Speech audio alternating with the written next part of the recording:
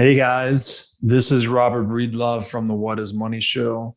And as you've learned by watching this show, Bitcoin is the single most important asset you can own in the 21st century. And one of the most important companies in Bitcoin today is NYDIG. NYDIG's mission is to facilitate financial security for all. They accomplish this by bringing a high level of professionalization and sophistication to the Bitcoin marketplace. As a true game changer in the industry, NYDIG is safely unlocking the power of Bitcoin for forward-thinking individuals and institutions alike. By using NYDIG, you will gain access to an end-to-end institutional-grade platform, providing Bitcoin OTC transactions, Bitcoin collateralized borrowing, secure custody, asset management, derivatives, financing, market research, and more. And all of these services meet the highest regulatory, governance, and audit standards. Led by Robbie Gutman, Yin Zhao, and Ross Stevens, NYDIG has absolutely exploded onto the Bitcoin scene recently and is leading the way for ongoing institutional adoption in this nascent asset class. So please be sure to check out NYDIG as a single source for all your Bitcoin needs. Hey everyone, welcome back to the What is Money show. I'm sitting down today with Mr. John Vervaeke once again. And we're going to continue our exploration of cognitive science and its relationship to human action. And today, John, I wanted to ask for your help. I'm trying to figure out the connection between this term you've coined, psychotechnology, right, and the social institutions that bind us in the world. Yes. Again, the most fundamental and familiar psychotechnologies being literacy, numeracy. Right. These seem pretty fundamental to human interaction and thus our social institutions. So are social institutions, if we follow this software analogy a little further, I was kind of thinking that psychotechnologies or social institutions, rather, maybe applications of psychotechnologies to some extent. How would you describe this relationship? I think our metaphors are close, but they're not exactly the same. I tend to think of the institutions as, well, here, let's try it this way. What do you do with a computer? You get a logical ordering of information, and then you get a causal ordering of physical entities. It could be electricity, copper, whatever, but you can technically you can build a computer out of water wheels and stuff like this. It'd just be vast, right? And slow, right? So what you have is you have a causal ordering of information and a causal ordering of events. A logical ordering of information and a causal ordering of events. And so in that very important sense, right? A computer is a logic machine, where logic is a particular ordering of information that is designed to do truth preservation, right? And then a computer is a particular ordering events so that you get a reliable functionality. Hence, it's a machine, a logic machine. So here's the proposal I have to you, that the psychotechnologies are basically software for distributed cognition, and that social institutions are the hardware of distributed cognition. They are what we've done.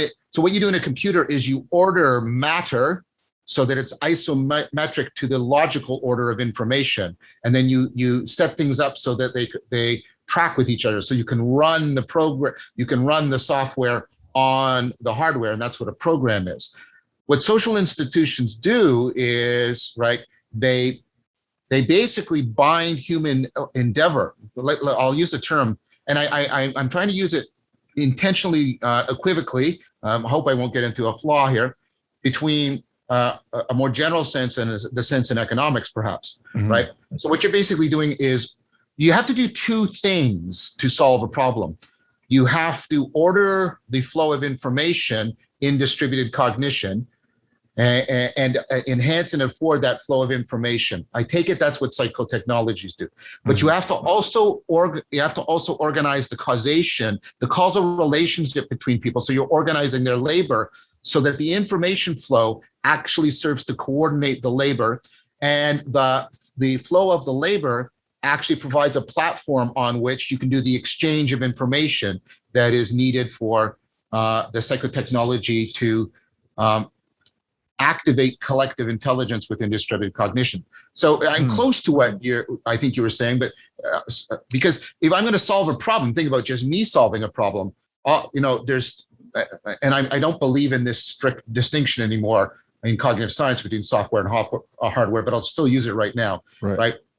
I have to run the software of the problem formulation, lay out the problem space, do all that stuff. But I also have to do this. I have to move my articulated body around in a highly coherent, right, and coordinated fashion, extended across time, interacting with changes in the environment. And then if I add in another person, the order of complexity doesn't double. It goes up by orders of magnitude, right? And so, right, and what I can do is I can create institutions that give us an ordering of causal interaction so that we can coordinate our the distributed labor part of our distributed cognition that is coordinated. I wouldn't quite say isomorphic, but at least coordinated with, right, the flow of information, the coordination of the flow of information within distributed cognition so that we get intelligent behavior, we get intelligent labor, we get intelligent action, we get problem solving. Okay, so if the social institution in this analogy, and I realize we're using hardware, software dichotomy, there's a blurred line there clearly. Yeah. Is this back to where we talked about consciousness being the aperture that took an ill-defined problem and made it clearly defined so that it could then be embedded in intelligence and you wouldn't have to think about it as much. So the social institution is like a cognitive expedient, perhaps. So that's a good way of thinking about it, especially if you think that computers are very, very good at well-defined problems and very, very poor at ill-defined problems. Right. That's reliable differences between us and them, which is one of the many reasons why a standard computational model of cognition is probably inadequate. And I can't go into that in detail. I have a lot of argument and publications out there about that. I want to reinforce that I wanted to reinforce your reinforcement that we're using this dichotomy, but we're using it under a very critical eye. Right. We're just using explanatory. The way we can use the solar system model of the atom, even though we know it's fundamentally false, to help our understanding. Right. It's a blunt instrument. So the degree to which we can, I think this will be a word that moves between these two domains. The degree to which we can formalize how people are supposed to causally coordinate and influence each other, so that we get something approaching an algorithm within distributed cognition for solving a well-defined domain of well-defined problem solvings. That's sort of how I would describe the functional requirements for a social institution to be enacting distributed cognition. It would have to do exactly that. It would have to be that, right, I could routinize and proceduralize how human beings are interacting with each other, because those procedures, when run reliably, can reliably be applied to this domain of problems. Mm-hmm. And because that domain is fairly well-defined and the problems are within it are well-defined, those procedures will reliably tend to solve that set of problems. But your point is, you're not going to human beings aren't billiard balls. They're not bouncing off against each other causally. Our behavior, this is the whole part of the cognitive revolution in the 50s, our behavior is not driven by the physical properties of stimuli, but by the meaning. And that's why we have to have all this psychotechnology managing the meaning, right? The meaning of the information flow that is coordinated with, like I said, the proceduralization of behavior. Okay, that makes sense. I would, just to add to the terminology we're using here, Nick Szabo, who's a prolific writer in the space, he distinguishes between wet code and dry code to kind of add to this analogy. So I think the ill-defined problem, that's kind of the wet code, whereas the defined problem is dry code. And his point is that computers are great with dry code, terrible with wet code, but that's what we deal with. That's as humans. Yeah. That's it. Yeah. There are many metaphors. I suppose, I do not know his work, that what he's trying to pick up on with the wet code, which is something we've been sort of keep alluding to, is that the non-computational aspects of neuronal interaction, for example, even the neurotransmitter and endocrinal aspects, but also all kinds of other more biological aspects of the neuron, the wetware, which we don't capture typically, even in our best neural network simulations, that is doing a lot of important work for ill-defined problems. And if that's what he's pointing to with that term, then I think I'm in agreement with that distinction. Yes. And he, correct. Again, we're back to this situation where the more problems we can get into dry code and have those solved, very efficiently by either, I guess, social institutions or computers, the more we can scale as humans, right? We're freeing ourselves up to focus on other more complicated or more wet code problems. Yeah. So what the Industrial Revolution did, the way it afforded the at least approximate elimination of slavery in the world, right? The computer revolution in the same way did that for a lot of problem solving. Yes. Now our culture hasn't totally caught up because what we've done is, instead of focusing on the problems, we do to some degree, but instead of focusing on the problems that the wetware problems that human beings, we've actually just also just created a lot of bullshit jobs. Right. Yes. A lot of government jobs and other jobs. There's lots of bullshit jobs, right? And so, and more people. The reason I bring that up is more people are reporting that that's their attitude. Yes. Towards their work, which means they basically, just mathematically, they think of a third of their life as bullshit. Yes. That is very corrosive, very, very corrosive. So sorry, that was a little aside. I just wanted to bring to the. That's an important aside, though, and I think free market economists would argue that the more government intervention you have, which is more regulation, more red tape, more bureaucracy, the more bullshit jobs you have. Not only the government jobs themselves, but everyone else. That's all the other market actors that are forced to comply with these overly complicated codes. That's the bullshit aspect. So the more free market you become, the more accountable all organizations are to the preferences of their customers, which is a very economizing force. It kind of clears the bullshit or clears the problems more efficiently. That's my own aside there on your side. Okay. I want to try to progress this conversation. So psychotechnologies are software we're running. Right, programs. It's a way of systemizing our cognition, streamlining our interactions and communications. Basically, according to really what it does is it releases the power of distributed cognition, both within an individual across time, and also across individuals synchronically, and also across individuals across time. So there's sort of three dimensions in which it expands the amount of, I'll use this, and it's a meaningless term, but people use it, the amount of brain power we can bring to bear on any problem. Yes. Okay. So maybe if we think about, forgive this analogy, I'm just trying something here. If psychotechnologies are the bricks, maybe the social institutions are the buildings we're constructing in a way. Maybe.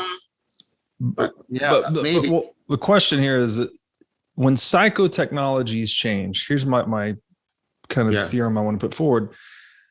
Not only when they change, but if the implementation of psychotechnologies becomes more widespread, that we can have these upheavals in our social institutions and even institutional collapse. And that's what 15th century collapse of the medieval church was, right? We had the printing press, which accelerated the dissemination of literacy and numeracy in the world. And the outcome of that was that the church all of a sudden became a much less relevant institution, right? It used to control the printing of books, the scriptoria, but when people all of a sudden had literacy, they didn't have need for the scriptoria anymore, and they had direct access to the Word of God. So is that the relationship, that when we update psychotechnologies or more widely implement them, that the social that becomes reflected in social institutions over time. Yeah. So let me try and expand on that in a little bit of detail. So let's go back to the point we made about a social institution and proceduralization. The problem is, and there's sort of formal arguments around this, around no free lunch theorems and things like that. But the problem is we don't actually have algorithms for these domains. We have heuristics. And this has to do with the nature of problem solving, which means when we've proceduralized something, we're pretending as if we have something that's algorithmic, but it's really not. And so the environment is actually not static enough. And so you get this in clear instances where you get you get transfer interference. I think I told the story of my uncle who would play golf all summer, and then that would interfere with his hockey swing, and then he'd play hockey all right. And because you're pretending that the world is just the golf world, right? And your body, right? But the world is not just the golf world; it's also the hockey world, and it's also a world that's neither a golf world or a hockey world. And you might try to use that swing just inappropriately. So we talk about when it's working, we talk about a skill. When we're sort of neutral on it, we talk about a habit. But when it's screwing us up, we use phrases like the dead hand of habit, right? And so that's a very strong analogy for, if I've proceduralized distributed cognition, it will suffer the same threat or vulnerability as individual cognition does with that proceduralization. One of the theories of, and I think we talked about this briefly before, about consciousness is, consciousness first, it manages ill-defined, complex situations with high degrees of uncertainty, which is distinct from risk, right? And basically, what it does is it does, I would say, all this higher order recursive relevance realization in order to be able to proceduralize it. But consciousness also does something else. It's for debugging. So you also bring things out of proceduralization back into consciousness in order to interrupt them, in order to, right? And so there's this constant back and forth that's trying to constantly recalibrate, right? And reconfigure your procedural abilities. Right. Yes. So, now, go ahead. The thing we need, right? And that tends to, sorry, I don't want to sound too utopian because I don't believe in utopias, but we don't really quite have a function like consciousness that parallels the intelligence, the proceduralized intelligence we have in social institutions. Like you said, we create bureaucracy, and bureaucracy is an attempt to try and do this. But what we see increasingly is we see the attempt to proceduralize, and whether it comes out is, right, we tend to try and create more and more rules to replace judgment.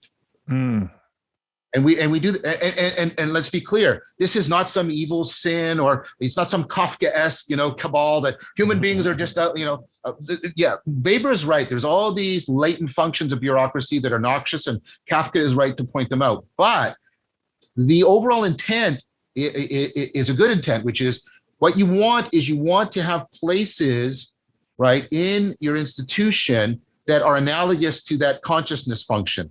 They are constantly doing the back and forth between recalibrating, reproceduralizing, where judgment and higher order relevance realization and insight are properly functioning to evolve the social institution. And so my criticism in a sort of a cog sci level is, now you can see this in cutting edge social groups. The papers that Dan Chiappi and I have released about the NASA scientists coordinating the rovers on Mars, and how they have this much more dynamic, small world network, fluid form of social organization. And it's constantly moving between insight and proceduralization. The ethnographies on that are just amazing.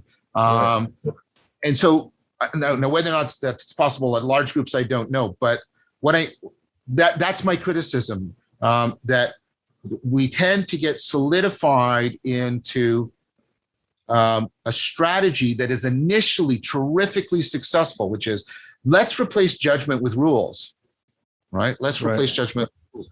But we know ultimately that's why, by the way, in addition to the law, we have judges who are supposed to represent human judgment. But then what happens is, right, we're struggling right now, I think, as a society, amongst other things, we're struggling to figure out what's the relationship between legislation and judicial reflection. Right? Some people want to completely rein in the judges with legislation. Some people want to reduce the and I'm not competent to answer on that. But what I'm trying to point out to is we need to step back and say we got that. We understood that for the legal institution. You have the rules, the law, but you also have the judges. But we need something like that in all of our institutions. Right. Does that make sense as an argument? Yes, it does. So there.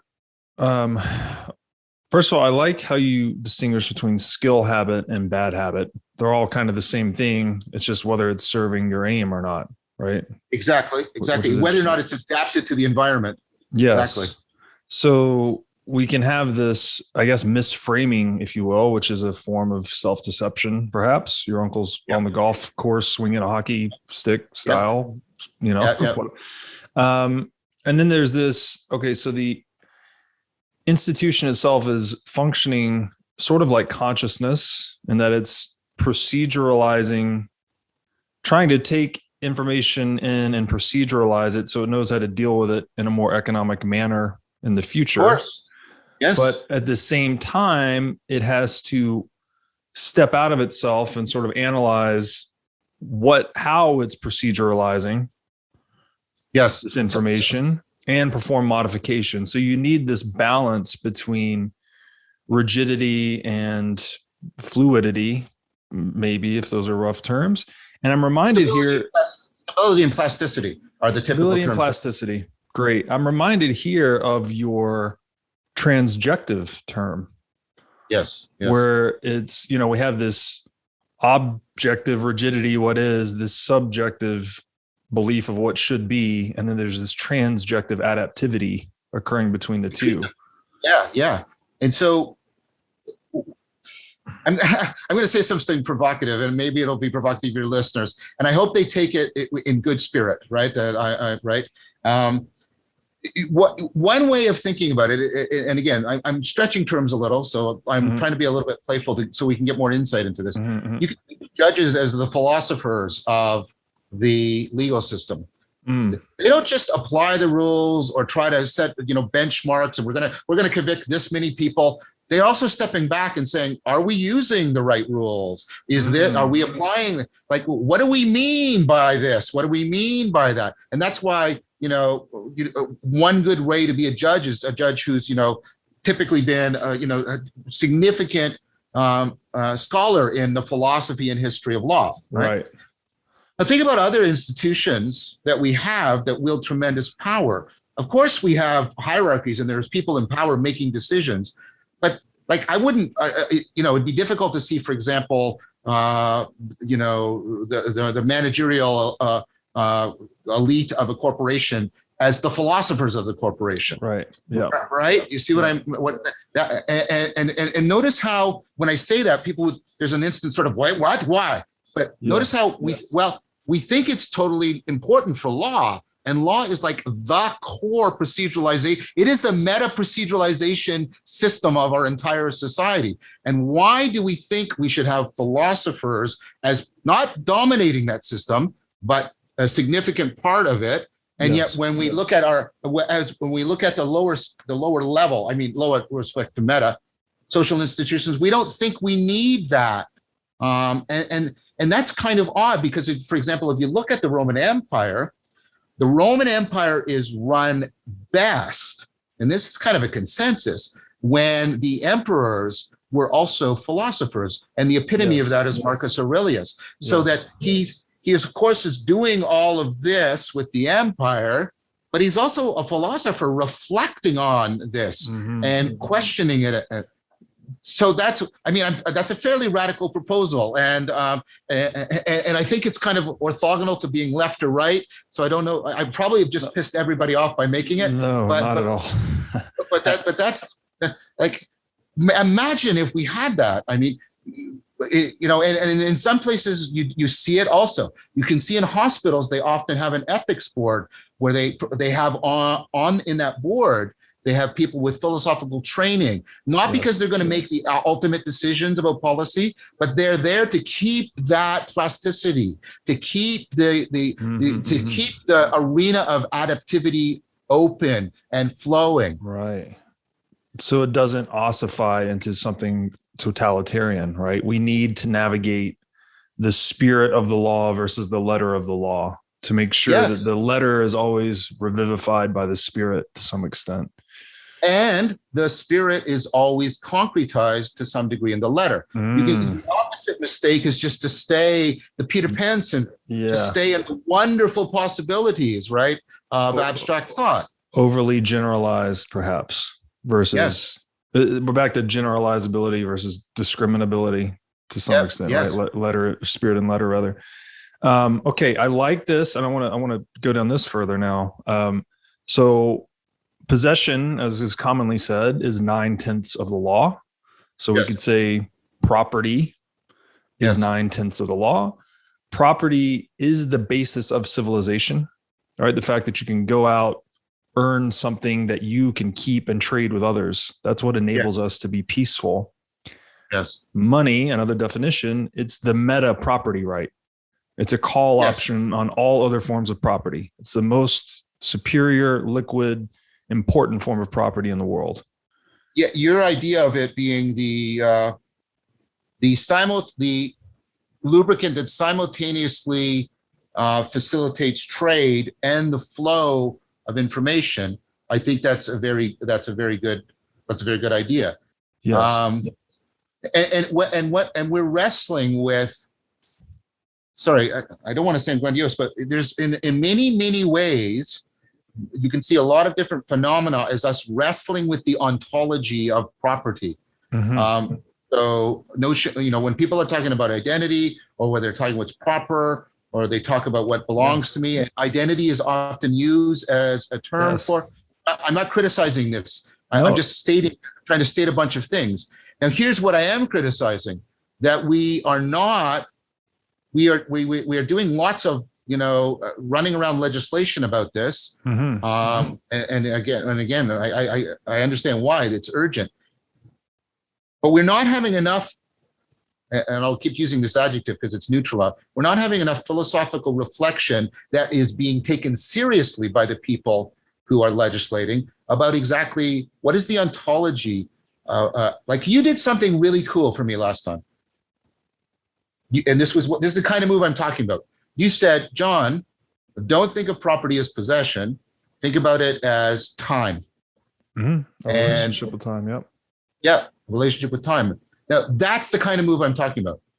Because as soon as you do that, you then see, well, the sort of hard, fast distinctions I have between my identity and my stuff aren't that hard and fast, because my identity is terrifically, in both senses of the word, how I'm relating to the temporal aspect of my being. That's what we're trying to do when we're trying to work out an identity. And so, well, first of all, I mean, I didn't mean it to be, but it's turning out that's an advertisement for your ideas, so that's good. What I'm saying is, like, those kinds of moves, but we need to properly value them so that we could, and sorry, this doesn't, I don't mean to sound mercenary. We need to more properly value them so we could actually employ people to do these tasks, right? Yes. So a number of things here. One, you use the word proper to describe this relationship with property. Again, etymologically associated. Proper meaning one's own. That's what it means. So it's, again, you talk about this relationship with time. That's what property is. It's you own your own time, and you also own whatever you combine it with, right? That's the hard and fast of it. And again, that's the basis of civilization. The problem I'm trying to address here, and I hope to shine light on, is that we have a centralized institution that controls this base level protocol. I'll use the term protocol because I think, again, institutions are kind of like software applications built on top of this protocol we call money. And so the central, that is the central bank. And if we consider that property is time, the central bank can produce money without cost. By doing so, it is stealing time from other humans. I think this is the modern institution of slavery in the world, frankly. It's not visceral, in your face, physical bondage, but because of its invisibility or relative invisibility, it's done at a much larger scale. And I've quantified this in some of my writing. But when you hear the terms printing money, increasing the debt ceiling, all of these things, you can just translate it in your mind as stealing time, because that is, in fact, all it is doing. There is no other there's no other equitable economic benefit to increasing the money supply other than those that can do it stealing from those that cannot. Full stop. And further, I think it increases the emphasis on legislation over something more like the English common law tradition, where we have law discovery, right? Where we're observing patterns of action over time and saying, this is the law that's been discovered versus the positive law that's been enforced or legislated. All of this, I would argue, this corruption, this emphasis on legislation, force, coercion, politics is rooted in the violability of property.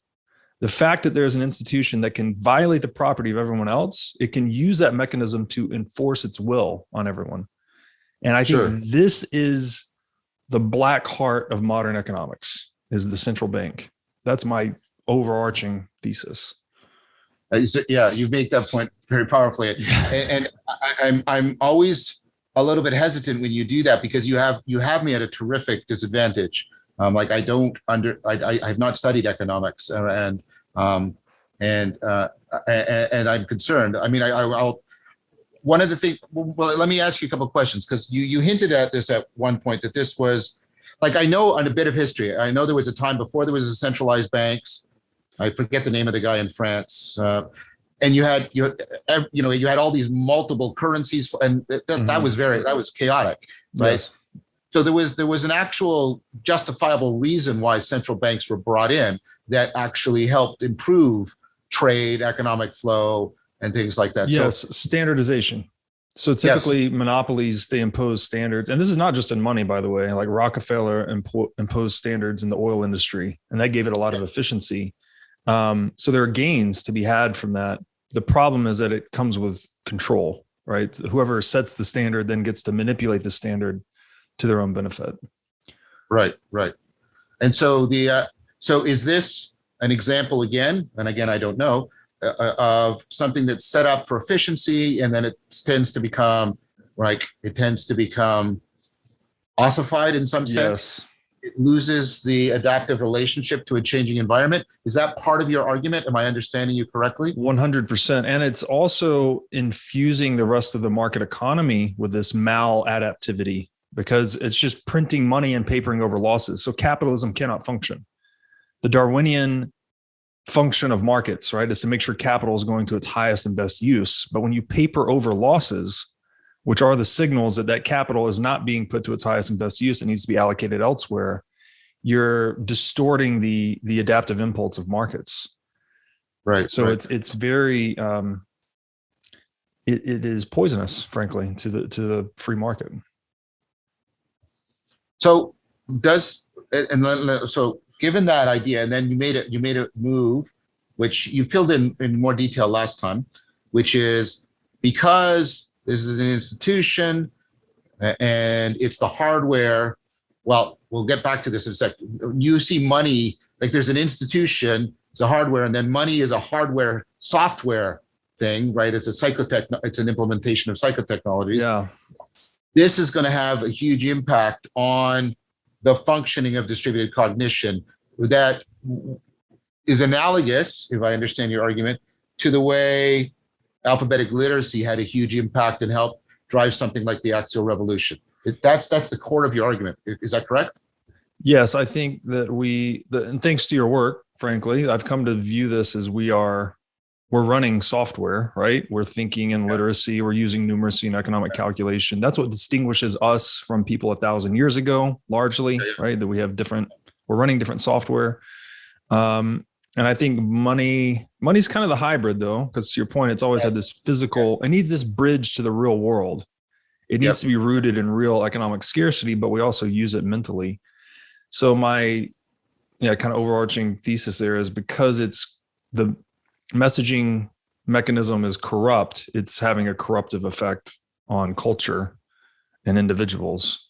And this is not my idea. I don't think anyone has any ideas really. We're all just kind of recycling and sharing them. But there's a long tradition of, in the Austrian school, exploring this connection. Like when the monetary standard breaks down, the moral standard breaks down, civilization breaks down. So the idea, like the adulteration of the coinage in ancient Rome, yes, and then you get that. And it makes a lot of sense, because if the money loses its meaning and relevance, you can't interact with anyone that you don't trust. So we're all reduced to the Dunbar number of 150 people or whatever. Yeah. So, but there are still advantages, I take it, for money over barter, precisely because it's like George Herbert Mead's generalized other. I like it. It's a generalized representation of the capacity to trade and communicate with each other, as opposed to specific items. Massive advantages. So massive advantages to using money over barter. So what we need is an incorruptible standard, effectively, right? Then you get the benefits of centralization, which is standardization and efficiency. But if it's on a decentralized protocol like Bitcoin, it cannot be corrupted. So you end up with something like the metric system of money is maybe a good analogy. We all agree what a kilogram is, right? It's rooted actually in the speed of light, which is a pretty particular universal constant. We need something similar in money to optimally coordinate distributed cognition in the marketplace. But what you're doing in your argument that is, I think, fairly original is you're looking at the cognitive dimension, the information processing and problem-solving capacity of distributed cognition in this argument. That seems to me, at least from what I can hear, to be a fairly original idea you're bringing to bear here. Not actually. So Friedrich Hayek, you may have heard of Hayek, actually. He's one of the more famous Austrian economists. He has a great paper called The Use of Knowledge in Society. And he determines just this thing, that the primary function of markets and the reason central planning can never outcompete the marketplace is because it's by definition less intelligent, right? It's a matter of distributing knowledge, as distributed cognition. So, not original. I actually don't think I've got anything original really, other than maybe connecting some dots here. Well, but connecting some dots and at least developing the thesis is also, so again, I'm always worried that I'm speaking out of my ignorance, about the specific derivations that you're making. The arguments are plausible, and that means I think they're well made and should be taken seriously. And you're making them in good faith, and you've convinced me that you're doing them for a deep moral intent. And for me, that means, I'm going to listen to you for all of those reasons. Thank you. Where I have the relevant expertise to make more of a judgment is, the ideas of distributed cognition, psychotechnology, hardware, software aspects. And I think what you're doing there, the idea of understanding money as this hybrid between institution and psychotechnology. It's an institution generator and a psychotechnology generator in some ways, right? Well said. Yes. Right. And it's like Mead's generalized other for distributed cognition, at least the trading aspects of distributed cognition. I think all of that strikes me as a very good.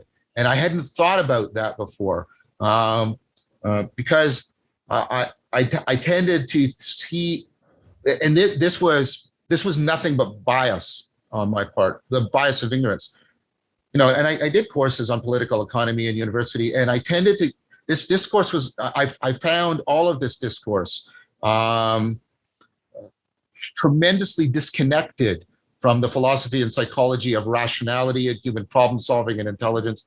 And I just sort of stepped back from it and said, this isn't where. If I may, go ahead. just, and I'm not certain this is why, but I will say that the state and the central bank and modern academia are deeply related to one another. I myself, I have a master's degree in accounting and finance.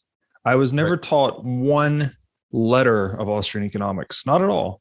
And Austrian economics is the culmination of all human ancient wisdom on economics up until the past 200 years, at which point it branched into Keynesian economics, which is, I mean, you can do your own study. I would argue it's the propagandistic power base of the central bank. They basically co-opted this portion of academia to justify controlling the money supply, saying, here are the levers we need to pull to control this complex system we call the market, which, if you know anything about complex systems, is a fool's errand. It's like trying to control the weather, right? Yeah.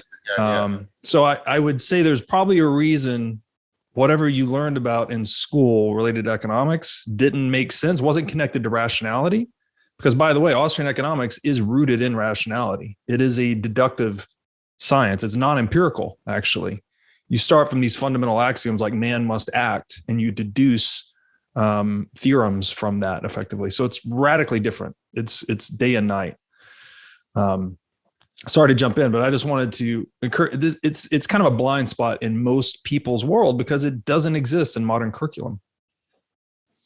So, I mean, thank you for saying that. I mean, my situation was even a little bit more.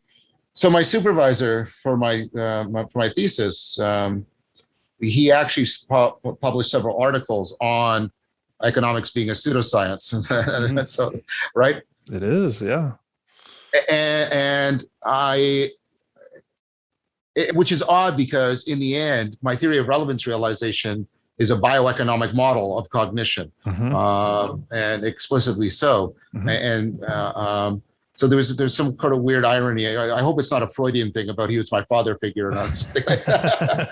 But I guess what I mean when you said that about it being deductive, I get that helps to justify its claims.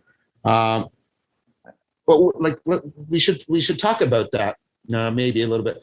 I want a notion, and many, not me, who cares what I want? That's stupid. What I mean is many people are arguing. I'm in concert with a lot of people. I do a lot of work. I publish on rationality. I'm doing work constantly on it, right? And I'm seriously critical of the deductive model of rationality. You've probably seen that in my series, that I think that purely computational model is inadequate for understanding what it is for a human being. So instead of making truth preservation the defining feature of rationality, I make it the capacity to systemically and reliably, not algorithmically, systemically and reliably overcome self-deception, so that mindfulness can be is as rational a behavior as running a modus ponens argument with propositions, right? Yes. And this is the whole notion of bounded rationality and ecological rationality. And I would like in economics, and maybe this is unfair for me to ask, and am I being hubristic? I think we're on very good terms. You tell me, and I'll listen. Yeah, completely. Okay. Good terms. Yeah. I think there's a needed revision of the anthropology that's being presupposed in economics, such that I'll say better. I think this better theory of what rationality is needs to be put into deep discussion with economical theory. I know that sounds really sort of like, but like that to me, like the pervasiveness of self-deceptive, self-destructive behavior shouldn't be taken as noise within an economic model. It should be taken as a constant, right? That should be incorporated in, right? Things like that. That's what I'm trying Yes. to put my finger on. And the fact that human beings, right, have to, they're not just interacting with the world in a utilitarian fashion, they're interacting with it in a symbolic fashion, because they're doing all of this kind of trading, right? They're trading ideas and they're trading worldviews, and the currencies of those are different. They're not separate, given your arguments, which I agree with. They're not separate from the monetary currency, but they're not identical or reducible to it. You and I have talked about this already. Yes. And so that's what I'm saying. So that's sort of a something. So well, So, I'm sorry. I just did something I said I wouldn't do. I said I wasn't going to talk very much about economics because I'm largely ignorant of it. But that's the part where, again, where I think I have some relevant expertise to bring to bear on it. I think you're making a very brilliant statement, and I agree. Is something that is much needed. Is we have this economic pseudoscience in academia today, which is purely empirical based, right? We think we can just observe economic history, and it's kind of like physics envy, I guess. And in physics there are constants. Water freezes at 0 degrees Celsius. In economics and human action, praxeology more generally, which is the study of human action, there are no constants. So this is the main divergence between the Austrian school and Keynesians, is that they say it's a deductive science. It's rational. It cannot be, you can't derive a lot from empiricism. But what I'm hearing you say is that if we almost used, and I think this is the right way to do it, is you use rationality, so Austrian economics, to deduce these theorems about human action, and then you observe economic history, right? Things that have actually happened, and check its explanatory power. That seems to be something that's needed. And I just wanted to add one thing to your point where you mentioned this idea of self-deception being a constant. Of course, it's like that's what we are, as you know, as you're clearly broadcasting to the world here. The market is the forum of free exchange that systematically eliminates individual bias, individual agenda, and self-deception, right? We're seeing the world through the eyes of others, through the price signal. It's like you may think a certain thing works in the marketplace, but the market will tell you if you're right or wrong, right? Others will value or disvalue what you're bringing to the table. So it's where we're getting feedback from distributed cognition to overcome our own individual bias, self-deception, et cetera. It almost imposes humility on people, right? And if you're an entrepreneur, anyone that's an entrepreneur knows this. You may have a certain model of the world. I'm going to go out and do this thing. And it's like, no, you're going to pivot 80 times if you're lucky before something works. That's well said. And I like the idea of you're presenting the market as a distributed cognition, self-correcting system. The analogy I would have to that is science, because science is similarly, right, a self-correcting practice. Yes. But here's where I would go back to my point. What you see science emerge out of a recognition that neither pure rationalism, Cartesian science, or pure empiricism, Humean science, is how you do science. Right. You have to get something beyond that. And Kant, of course, was wrestling with that. And you can see all of that. And that's what I'm trying to recommend. I'm trying to recommend something transjective, perhaps. Yes. And something in which both top-down theorizing and bottom-up observation are constantly dynamically impacting on each other. And of course, in science, properly practiced, because science is corruptible too. Yes. And I want to come back to that point. Science is corruptible too, right? In practice, when it's working properly, there is a proper, again, I'm using that word, proper place for human judgment, right? Yes. And philosophy of science has gone beyond, well, what scientists do is they deduce, or what scientists do is they just measure. Yeah. No, it's this really complicated, self-correcting, dynamical system within and between human beings. So I think it's a very sophisticated machine. So that's, first of all, how I want to push that analogy onto economics and say we could, right? Especially because we're trying to the economist is trying to study a similarly complex, dynamical, distributed cognitive system. Yes. Now, here's my question, and you know, stop this digression wherever you want. We can go back to the main line of argument. I see, and this is my concern. I see that even this well-developed, well-institutionalized, long tradition, significantly educated, different than perhaps economics, thing we call science, and it's still powerful and running, but I also see, I see it being corrupted. And I don't just mean, you know, by financial, I don't mean the standard model. I mean, think about it this way, because I want to hear your thoughts on this. This is meant to be an open question. So you can think of, you know, the publishing arena as the market for the ideas of science. And we have peer review and we have all this thing. What we've discovered is the publication process is ultimately, this is the frame problem. It has a side effect that was itself corrupting. What do I mean by that? It's very difficult to publish an article that is the disconfirmation or the falsification of an idea. It's very difficult to publish an idea that, right, is integrating existing ideas rather than proposing a new idea. And so what happens is you get the incentivizing of people pursuing innovations, right, and only publishing positive results.